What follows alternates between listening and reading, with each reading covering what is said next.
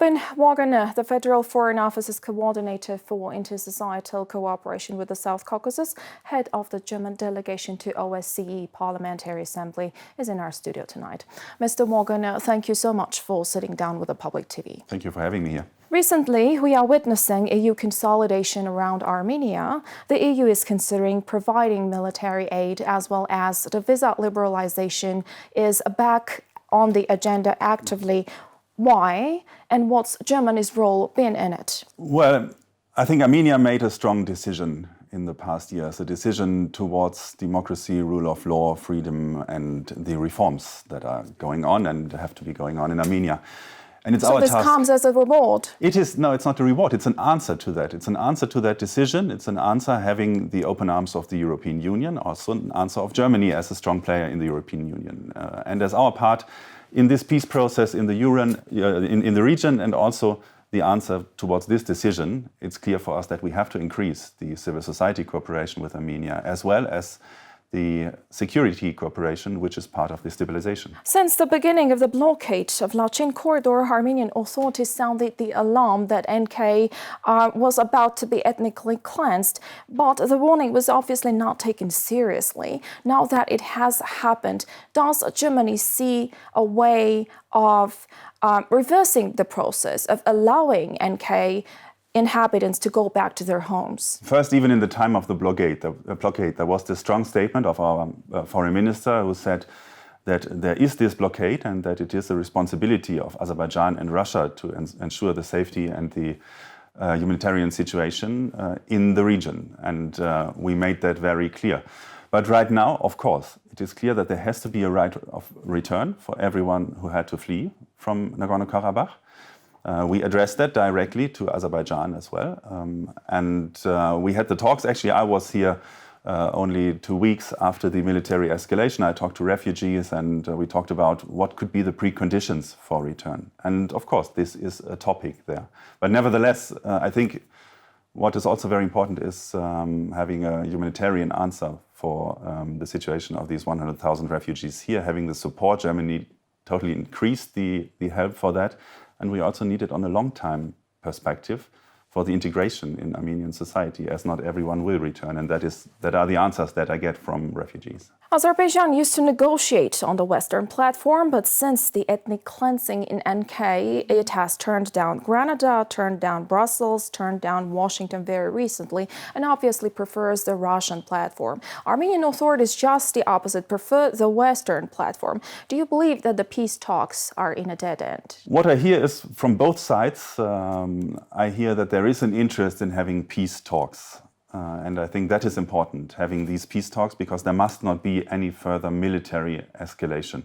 And so we strongly encourage having these peace talks, and we offer the European path for that. And I think this would be a fair path, and it is a path oriented on the stability in the region. So I would recommend taking this path, but it's up to the states to decide for one. But the decision should be made really with a focus on who would provide stability in the region and has that in their interest. What can Germany do as a mediator to bring Baku back to the table of negotiations? Yeah, first, it's offering this negotiating track. And this is the offer that the European Union made, and it's still there, the offer for this negotiation track.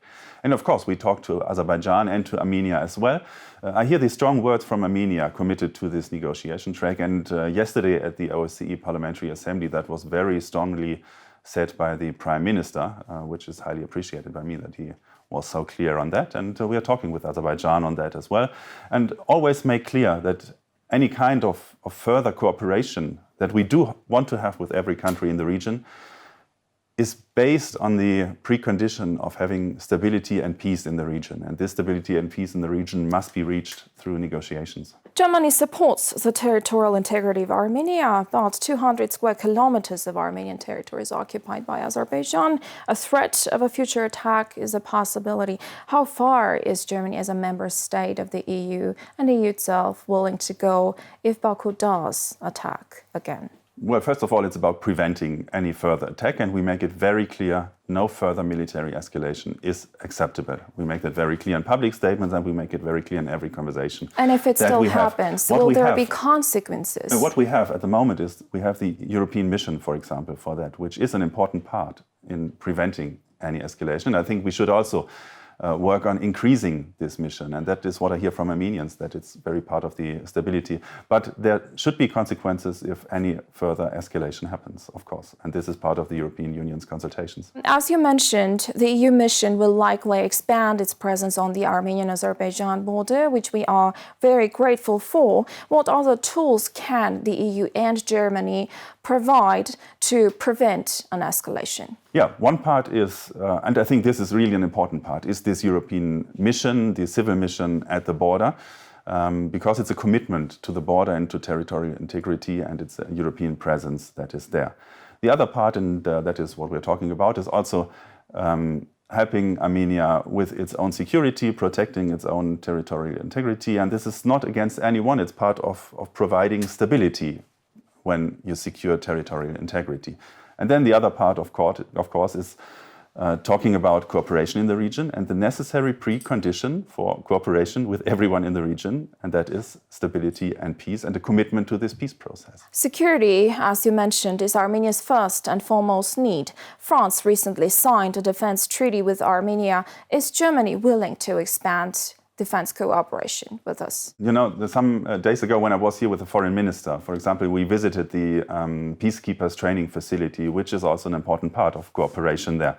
But we should look for further cooperation in the security sector. This is an investment in peace. Two plans of unblocking communications in the region have been drawn forth. One is the so-called Zangezur corridor that is backed by Azerbaijan, Turkey, and Russia, and that implies that the roads, the infrastructure will be under Russian control. And the second plan is the so-called crossroad of peace that has been drawn forth by the Armenian government or the Armenian authorities. Which concept does Germany support? I think it is not up to us to support a special concept, but it is necessary to find a concept that is acceptable for all the states that are party of any negotiation that might happen there. And mainly it's Armenia and Azerbaijan. I totally understand the concept and the necessity of sovereignty over your own territory, but it's necessary to find a concept that works on that. And there are historical examples on that. And even we as Germans have our own experience with transportation routes through otherwise controlled areas. And we can provide examples like that, but it's necessary that both states find a solution for that. But Germany's position on territorial integrity, does it not presuppose that path of opening or unblocking communications that presupposes sovereignty is acceptable? Actually, I do not understand your question at the moment. So one of the concepts that has been offered supports territorial integrity. The other does not. Which one is acceptable? And maybe perhaps it's not only a question between this one concept and the other concept, but it has to be on the negotiating table, finding a solution for both states in the negotiation process that has to go on, that provides all those necessary details for all the states. A good route for transportation in the region. And it's also beyond only the two states. And also the territorial integrity as a necessary part of security and cooperation in a region and of statehood. The Armenian authorities have more than once expressed their willingness to sign a peace treaty or a draft of the peace treaty by the end of the year. Do you see the same willingness on the side of Azerbaijan? Both states, and that is a good sign, both states say that they are willing to have negotiations and that they are willing to find a peace treaty and that they do not want to escalate any further. And it's, of course, it's important. We have to make clear that it would not be acceptable to have any military solution for that. And I think right now the situation is so that it's possible to find a peace solution and to clear all the details that have to be cleared, the demarcation of the border, for example, the transportation routes, all these questions. It can be resolved in a quick time in a negotiation process, but the parties have to come together for that. But one of the sides keeps turning down peace talks. Does this not bother you? Well, we offer these peace talks and we advocate for coming back to the table to both states. How do you evaluate democratic reforms in Armenia since 2018 transition of power to Pashinyan's team? Well, as I said in the beginning, the decision is very clear that Armenia made, that Armenian society made and the Armenian government made. It's a decision for reforms and this democratic process, which is important. And we see the ongoing process that is there. And we are willing to help in any kind of reforms that are there. But of course, in a time of military conflict, in a time of confrontation, it's difficult to have it with the same speed that you could have it in a peacetime. And so also for these reforms, it would be very good to have a stable and peaceful solution here. In which directions do you see Armenia-Germany collaboration, partnership unfold further? Well, beyond the questions we had, the security questions, the humanitarian questions, I think there is big potential for cooperation in energy field, for example, with solar energy being a good idea on that, or green hydrogen then in addition to that as well. And I think it's in the interest of both states to have cooperation on that, for Armenia to diversify the energy field and for Germany also to buy energy from here. And there are other spheres of economical cooperation that are possible, but also in the civil society sector, I think we can come closer together. Turkey-Armenia relations. Turkey says Armenia-Turkey regulation will follow or result from Armenia-Azerbaijan regulation. Armenian experts think that the opposite is true, that Turkey-Armenia regulation might result in Armenia-Azerbaijan regulation. And so what can be done to separate these two from each other and to achieve results in both?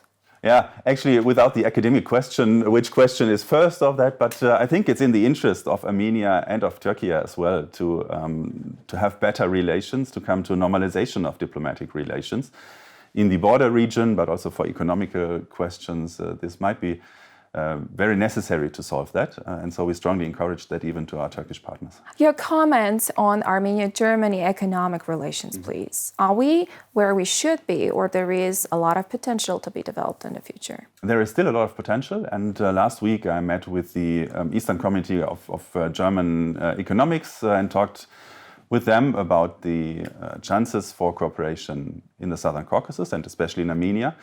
And I think they will come here and they will look for further possibilities for cooperation and investments. And I strongly advocate in Germany for closer cooperation on that. And last but not least, the OSCE Parliamentary Assembly is in Yerevan for the first time.